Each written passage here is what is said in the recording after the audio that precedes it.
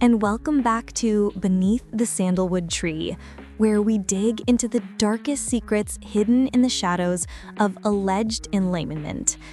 They say money can't buy happiness, but in the twisted world of Dimaskanjeng Pribadi, it bought a one-way ticket to the afterlife for two of his loyal followers, Ismail Hidayah and Abdul Gani, all because they threatened to expose the biggest cash cow con East Java had ever seen. What do you think? How can a man who promises to double your money convince his inner circle that the ultimate return on investment is a silent, shallow grave?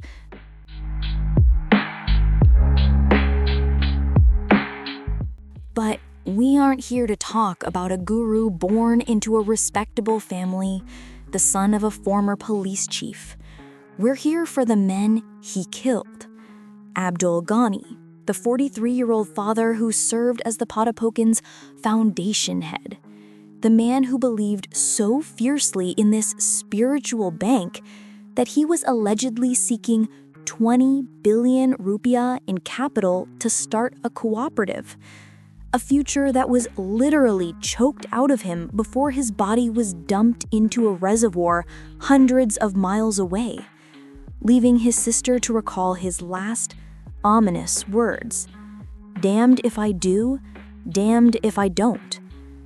That's the terrifying reality of a man trapped between his unhinged master and the crushing weight of exposing a multi-million-dollar lie. The kind of crushing pressure no husband should ever have to face, which ultimately cost him everything.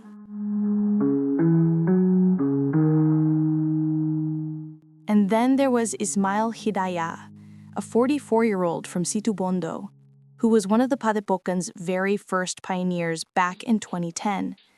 The man with the infectious charisma who convinced people to hand over their life savings with the sincere promise that the charismatic Tenjing could pull a mountain of cash right out of his colorful robes. Think about that. A faithful recruiter who helped build an empire on a promise. A dedicated follower who, when he went missing in February 2015, left behind a wife and children, who for months were forced to believe the lie that he was on duty out of town, instead of knowing his body had already been brutally beaten, wrapped in a black plastic bag, and secretly tossed into a Probolinggo cane field. A sacrifice to protect the secrets of a so-called holy man who got his own spiritual education by retreating to secret, mystical places as a teenager.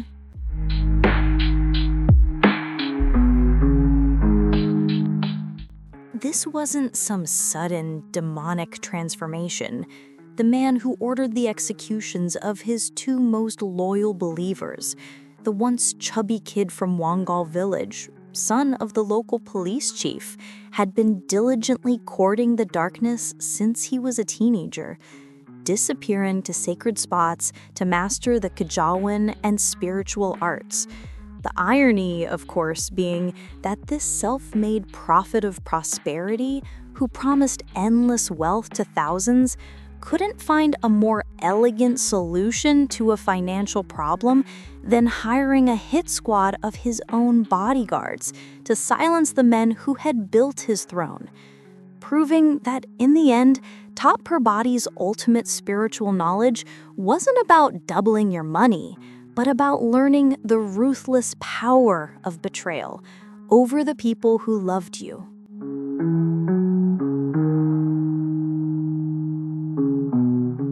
You see the contrast, right? The very foundation of this man's twisted path wasn't built on a flash of revelation, but on the quiet, patient tutelage he sought after high school, traveling to Pamakasan to apprentice under Kiai Gang Salamet, a classic story of a boy yearning for power through spiritual discipline, the kind of quest for self-improvement every ambitious man understands. But while other men used that drive to build a real fortune or a good life, Dimaskanjeng took the sanctity of the master-student relationship, the intimate, trusting bond with men like Ismail and Abdul, and twisted it until the only lesson he had left to teach was a terminal one. Because for a crime boss in a turban, the ultimate betrayal is always reserved for the people who got too close and realized the only magic in the room was their own disappearing money.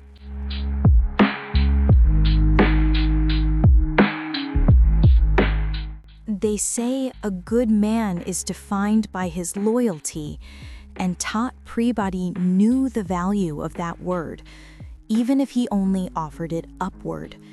He wasn't the sharpest mind in the room with his second mentor, Abba Ilyas of Mojokerto, but he was the most obedient, the one who never questioned, the one who did exactly what he was told. So of course it was him the master chose, anointing him with the dubious gift of the money-doubling ritual that set him on the path to being an alleged kingmaker, which makes the fate of Ismail and Abdul Gani even more heartbreaking. They were simply paying forward the same blind, absolute loyalty Tat once gave to his own master, only to have their trust repaid not with a spiritual legacy, but with a betrayal so cold and absolute that it was only fit for the grave.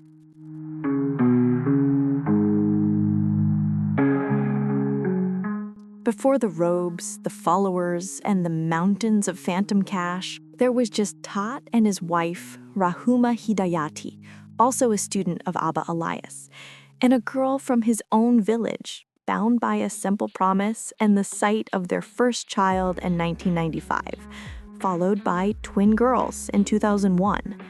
A man who was initially just a farmer, working his in-laws' rice paddies to provide for his babies, a struggle everyone watching this has seen or lived through.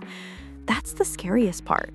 The man who would later allegedly order cold-blooded murder to protect his financial empire started with the same humble, protective instinct every father should have.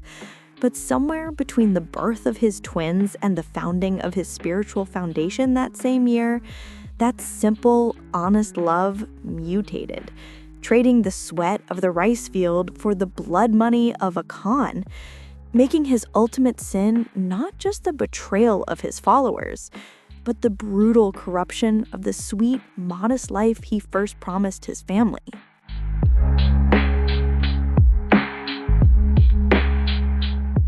When Tat Pribadi, the farmer, the husband, the father of those sweet twin girls, vanished to Banten in 1998 for his final deep dive into the occult, it wasn't a spiritual retreat. It was the chrysalis shedding the man for the monster. He returned a different animal, one who looked at his simple, honest life, his wife, Rama, and his children, and deemed it not enough.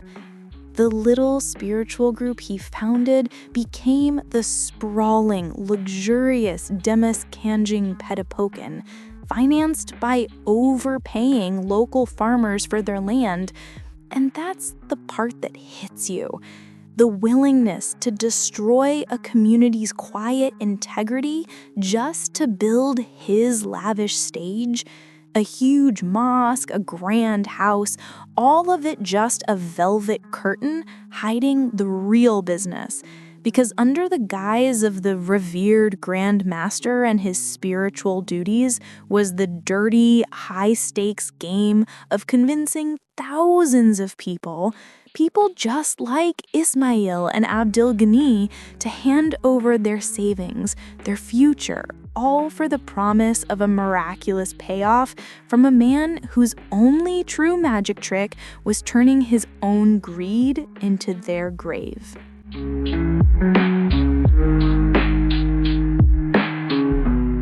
This whole house of cards wasn't built overnight.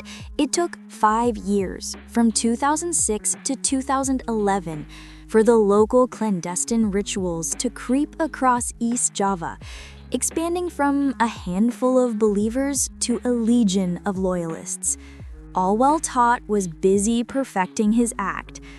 But the final piece of his deadly con, the ultimate signal that he was untouchable, came in 2016, a year after Ismail Hadidayah's body was dumped in a cane field, when he was crowned Sri Raja Prabhu Rajasa Negara in a lavish ceremony attended by real Indonesian royals. Think about that. While the wives of his victims were still telling their children that daddy was away on a mission, a supposed murderer was being given the sacred stamp of approval, a legitimacy that cemented his image not as a charlatan, but as a genuine, powerful king, further enabling him to drown out the little voice of doubt in every new follower's head. The same voice that Abdul Gani eventually listened to, sealing his own grim fate.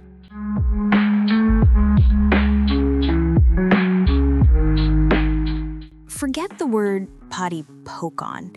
Look at the structure for what it truly was, a criminal enterprise disguised as a kingdom, with Tat Pribadi sitting on the throne as the sole, unchallengeable CEO, while men like Abdul Gani, the very foundation chairman, and Mashal, the head of the organization, were nothing more than high-ranking lieutenants.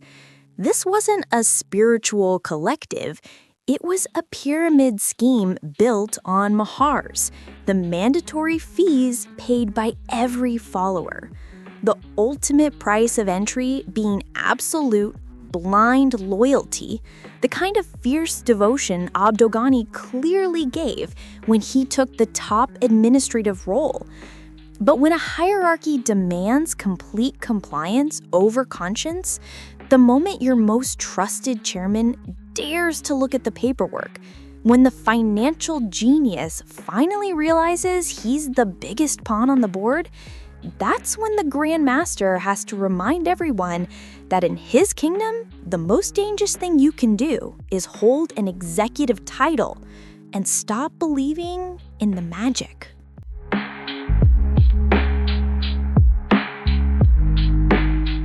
The first domino fell in January 2015, and the victim wasn't some stranger, it was Ismail Hidayah, one of the original believers, a man whose trust and hard work had helped lay the very foundation of Tot's empire.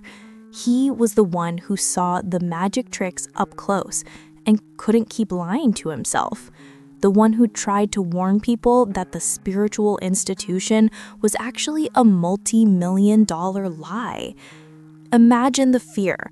The moment Ismail, who once looked up to his guru as a father, decided he had to choose his conscience over his loyalty, he signed his own death warrant. Because for a cult leader who had spent a lifetime demanding absolute devotion and silence, the man who dared to speak the ugly truth, the man whose body was later found discarded in a remote sugarcane field, was the kind of betrayal Tat Pribadi couldn't afford to let live.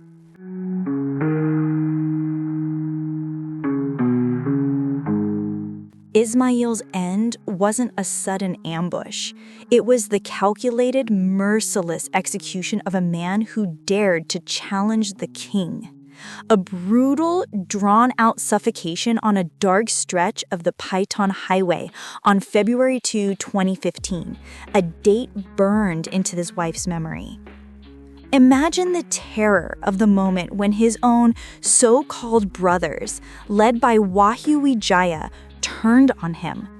The duct tape brutally sealing his breath, his hands and feet bound with the chilling efficiency of men who'd clearly rehearsed this.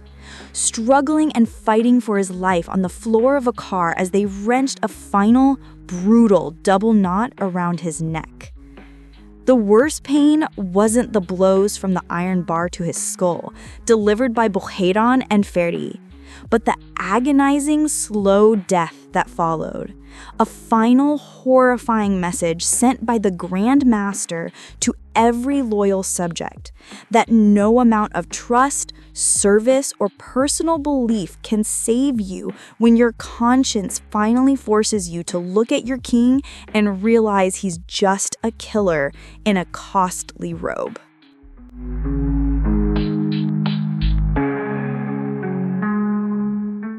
This wasn't some snap decision made in the heat of the moment, while Hudi, the man in charge of the hit, was at the very core of the betrayal, right there at the scene of the kidnapping, making sure the plan, Tott's order, was executed perfectly. That level of calculated cruelty is what strips away any doubt that these men were anything but hired executioners. They didn't just kill Ismail on the side of a lonely highway. They were so confident in their king's power, so sure their secret would stay buried, that they had the audacity to drive his body to a pre-dug, anonymous grave in Tigilsono village, treating the final resting place of a devoted believer like a trash dump.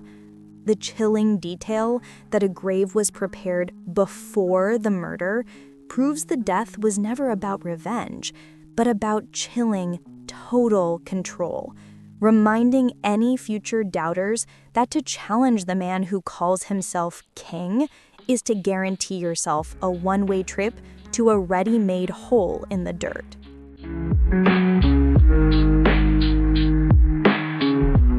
When a local found a body 3 days later, on February 5th, 2015, discarded in the cane fields of Tigilsono, Tat Pribadi's house of prayer officially became a crime scene. And for Ismail's wife, that discovery wasn't closure. It was the start of a nightmare, the devastating confirmation that the man who should have been leading Istiqosa was instead orchestrating murder. The initial investigation into the unidentified Mr. X cracked open the veneer of spiritual legitimacy, putting a spotlight on the Dimaskanjeng Padepokan, not for its miracles or its kings, but for the chillingly dark secrets it hid, forcing the world to finally look past the robes and the ridiculous claims of multiplying money to see the brutal truth that absolute loyalty to this particular king came with a very real, non-refundable price tag, paid in the lifeblood of his believers.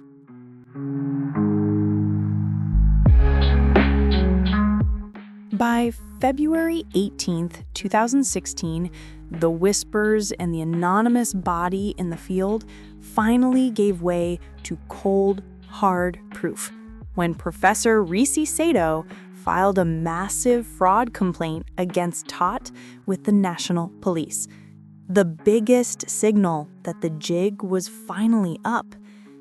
And this was just the tip of the iceberg, with 3 separate reports piling up in East Java alone, detailing losses of $48,250, $54,265, and $90,450. That's when the spotlight swung onto Abdul Gani, the very chairman of the foundation, who, having likely tried to cover the mounting financial holes, received a summons to testify before the criminal investigation body on April 12, 2016, a document that must have felt less like a police call and more like a death sentence, confirming that the king saw him not as a devoted executive, but as the final, necessary sacrifice to protect his crumbling throne.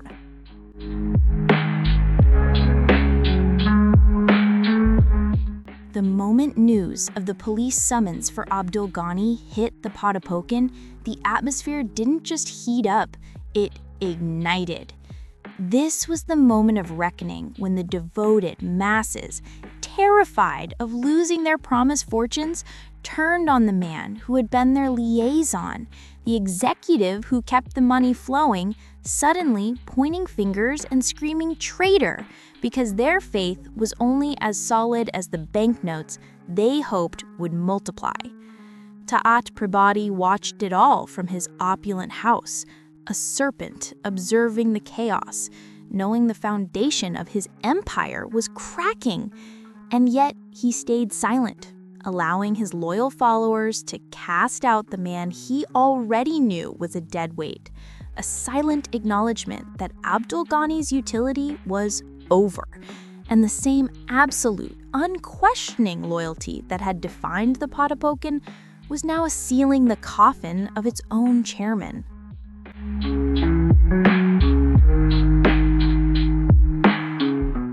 While the rabble in the yard were busy screaming traitor at the chairman they once idolized, the real movement was happening in the shadows.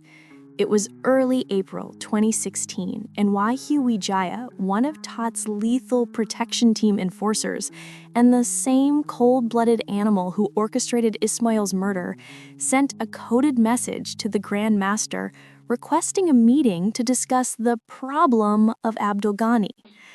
This wasn't a casual coffee request.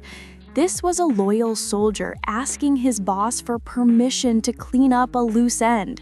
A silent, chilling moment where every woman can recognize the inevitable, terrifying calculation that the life of the man who knew too much, the one holding the criminal organization's deepest financial secrets, was suddenly up for review by the man who owned the shovel in the empty grave.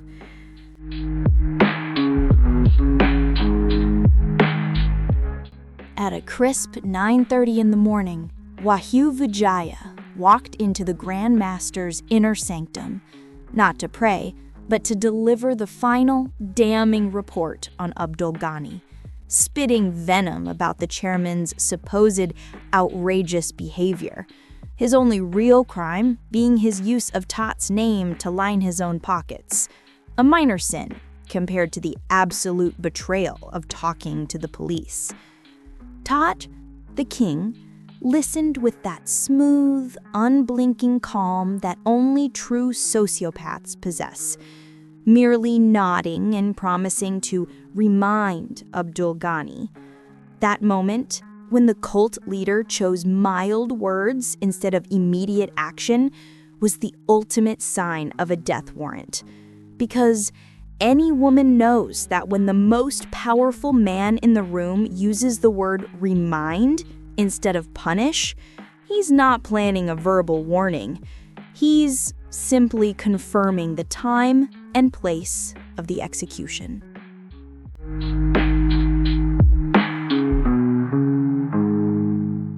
Days later, Wahyu returned, this time bringing the other lead enforcer, Wahudi, to stand before their boss, and there was no pretense in their request, only the icy chill of pure intent. They didn't ask for permission to talk to Abdul Gani. They requested his blessing to, quote-unquote, resolve the issue. That euphemism hanging in the air like smoke, signifying only one thing: death. The terrifying power of Taat Priyabadi wasn't in his booming voice or explicit commands, but in his calculated silence. Because when he met their eyes and neither explicitly forbade them, nor did he stop their terrifying momentum, he handed them the tacit approval they needed, confirming in that single wordless gesture that to protect his kingdom, he was willing to sacrifice anyone, even his most loyal soldiers, proving that the greatest monster doesn't need to get his own hands dirty.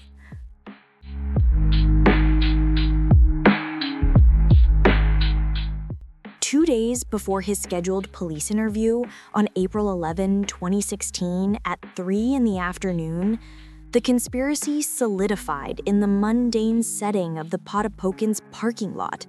the same place where thousands of hopefuls once flocked to deposit their fortunes, where Wahyu met with Wahyudi and Murayat for the final, chilling confirmation. This was the moment of absolute, twisted clarity, when Wahyudi, the man who had asked for the blessing, delivered the lethal message, assuring his accomplices that the decision to kill Abdul Gani was an order straight from the king, because a true leader doesn't leave room for doubt or second thoughts when blood needs to be spilled.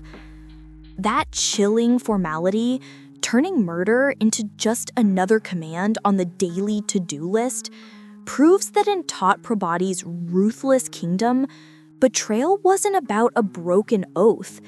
It was a job to be done, a necessary expense to protect the only thing that truly mattered: the lie.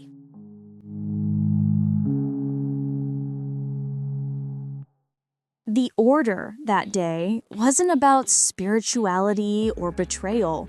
It was about money, as Wahyudi coldly clarified that Abdul Ghani's real offense wasn't his conscience, but his misuse of foundation funds and becoming a hindrance, a roadblock to the king's multi-million-dollar scam. A man who, like Ismail, simply knew too much about the numbers.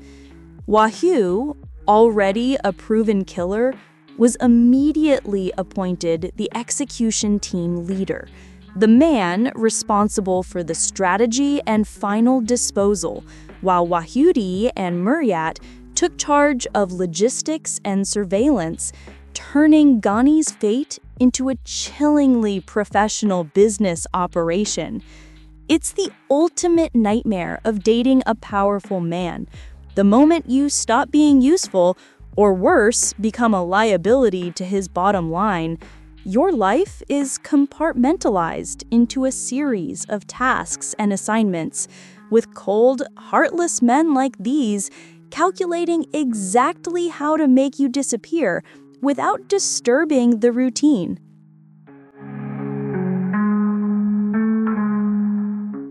The plot thickened under the cloak of night on April 12, 2016. At 7 p.m., the very evening before Abdul Gani was set to testify against his boss, when two more faithful, easily manipulated disciples, Kurniadi and Boyron, came forward to volunteer their services, their desperate plea for inclusion confirming that the promise of a king's favor outweighs human life. Wahyu, in his chilling efficiency, assigned the roles like a director casting a low-budget horror flick. Kurniadi would use the brute force of an iron bar to crush Gani's head. Boyron was tasked with the rope around his neck. And Wahyu reserved the final sickening touch for himself, the intimate act of taping Gani's mouth and throat until the last breath left his body. It's a chilling reminder that in these dark, toxic relationships, the men who crave power are the ones who always demand that final, suffocating control, ensuring the victim's demise is utterly silent, utterly personal, and entirely on their terms.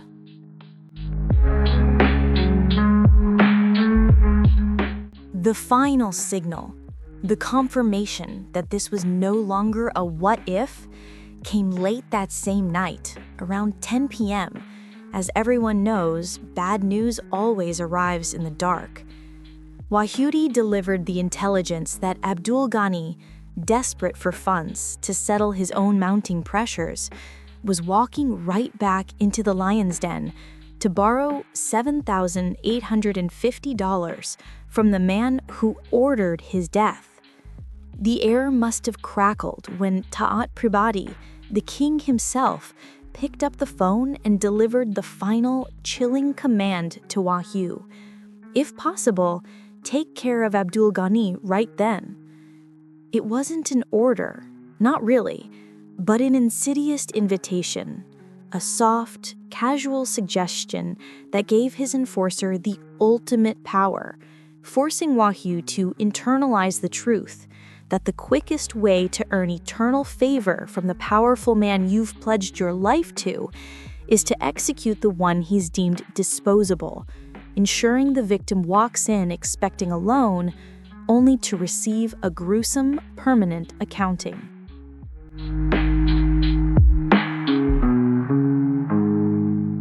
The very next morning, April 13, 2016, at 8 a.m., Abdul Gani walked through the Padepokan gates for the last time, desperate and unaware that he was walking into a meticulously laid trap, a scene that plays out in every story of devastating betrayal when a man, convinced he's still family, meets his end in a place that used to feel safe.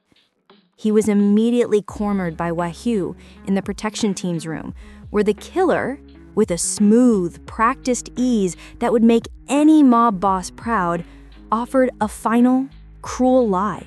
He told Gani the $7,850 he desperately needed was waiting for him, tucked away in an inner room, using the promise of money to lure his victim just a few more feet toward the spot where his former friends were waiting to end his life.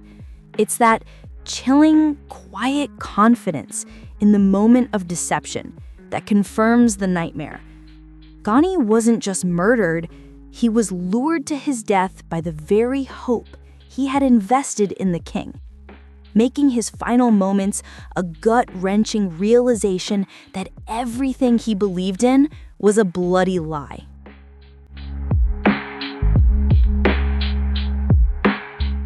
That inner room, the one Abdul Gani entered expecting a stack of cash, was really his execution chamber.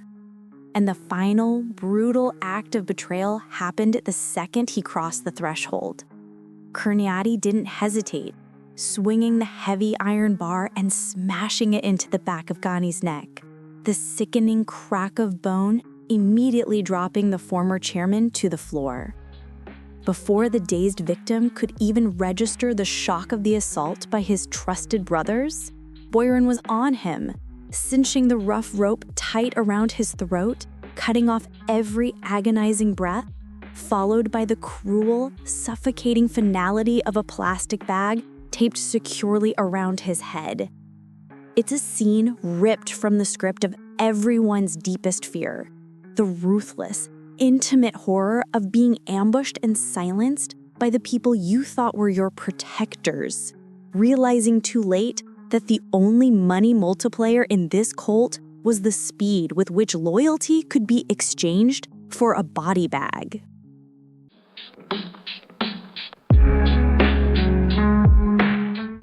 That's how quickly a man's life was stripped of its dignity.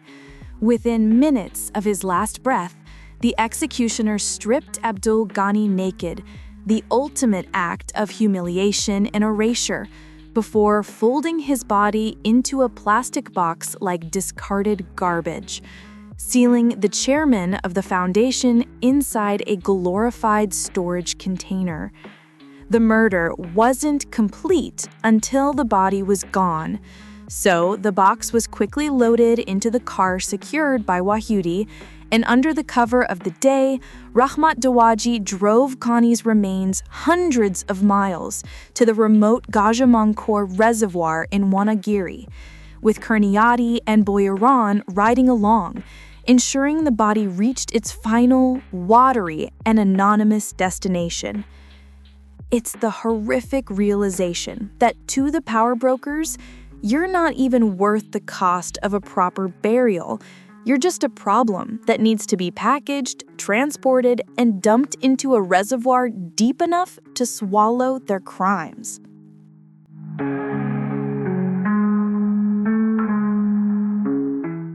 Even as Abdul Gani's body was racing toward a watery grave, the choreography of the cover-up was already in motion.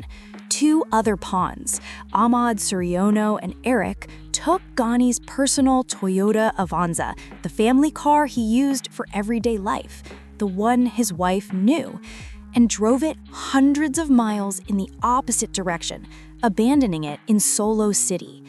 That final, chilling detail wasn't about hiding the murder, but creating a false narrative for the inevitable missing persons report, painting a picture of a chairman who had simply gone on a trip and decided to leave his old life behind. It's that calculated cruelty that cuts the deepest, the ruthless insistence not only on taking a man's life, but on actively destroying his memory, fabricating the lie of an irresponsible departure that would leave his wife and children to wonder for months if he simply betrayed them, adding the final, soul-crushing twist of emotional torture to their loss.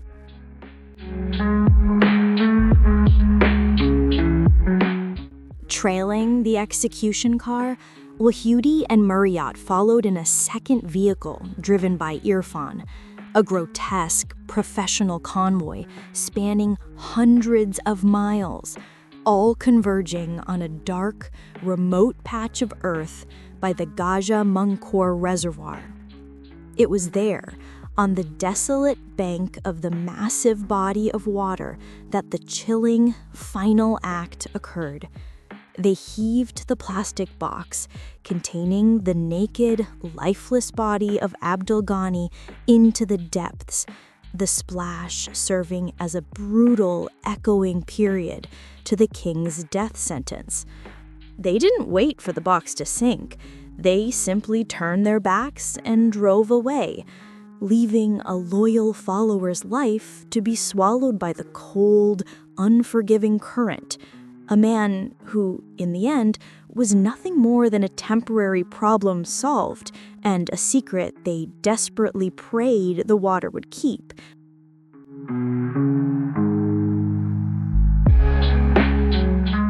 Just hours later, as the sun began to dip, washing the Patipokan in the false golden light of a perfect evening, Wahyu returned to his king, the man who'd orchestrated 2 cold-blooded murders, and gave the silent, crucial report. The task was finished. In a final, twisted moment of accounting, Wahyu presented the $7,850, the very money Gani had desperately come to borrow, the money that had lured him to his death. But Tara didn't take it. Instead, the king rejected the blood money and instantly handed Wahyu an additional $11,450, a shocking bonus that served as a loud, terrifying confirmation that absolute obedience is always rewarded, and that the only true currency in this ruthless world wasn't cash multiplication, but the chilling, unquestioning willingness to silence anyone who threatened his reign.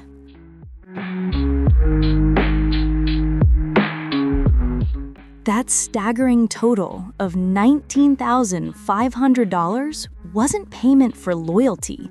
It was the exact price on Abdul Ghani's head, money now being cleanly divided among the hit squad with chilling corporate efficiency.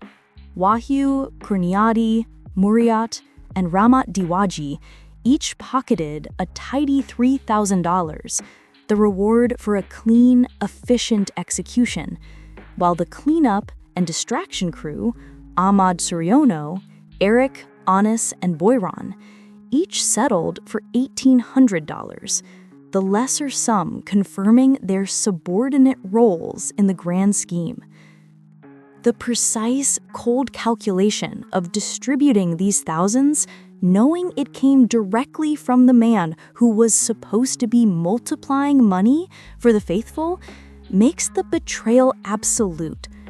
It proves that Gani was simply liquidated, a line item on an expense report, and his life was bought and sold for less than the cost of a down payment on a luxury car. A bitter truth that would forever haunt the widow left behind to stare at the empty spot where her husband's hope used to stand.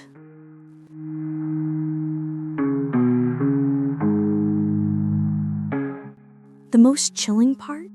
It's the cold, hard reminder of how blind faith can turn a man's own allies into his executioners. Where the hands that dragged Abdul Gani and Ismail Hidayah to their fatal demise belonged to their Padepokan brothers, all acting on the quiet word of the king. This is the final warning carved onto their headstones. When you give a predator absolute, unthinking loyalty, you don't just lose your money, you lose your moral compass, transforming from a victim of a lie into a willing accomplice in a murder. It's the ultimate tragedy of unchecked power, where the promise of multiplication didn't just fail to materialize, it simply multiplied the body count. Don't let the price of Abdul Gani's life be paid for nothing. If this story of betrayal and murder gave you chills, you know what to do. Like this video, share it to warn others about the dangers of false prophets, and subscribe so you never miss another breakdown of a true crime that hits too close to home. And in the comments below, tell us, what is the difference between faith and delusion? And where do you draw the line?